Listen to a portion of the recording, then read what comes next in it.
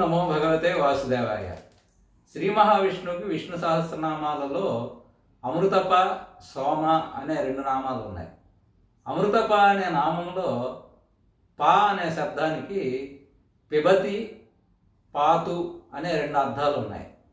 అమృతాన్ని స్వీకరించినవాడు కాబట్టి, అంటే అమృతాన్ని పిబతి అంటే త్రాగినవాడు కాబట్టి అతడిని అమృతప అని అన్నారు. అలాగే అమృతాన్ని దేవదానవుల ఘర్షణ సమయంలో దానవుల నుండి కైవసం చేసుకొని అమృతాన్ని దేవతలకు పంచిపెట్టినవాడు, ఆ విధంగా వారిని కాపాడినవాడు కాబట్టి అతడిని అమృతప అని అన్నారు. ఇక సోమ అంటే చంద్రుడు. చంద్రుని రూపంలో ఉన్న పరమాత్మ ఓషధులను కాపాడతాడు కాబట్టి అతడిని సోముడు అని అన్నారు. అలాగే ఉమాదేవి సహితుడైన పరమేశ్వరుడికి కూడా సోముడు అనే నామం ఉంది. ఈ విషయం మనం గమనించవలసినది. స్వస్తి.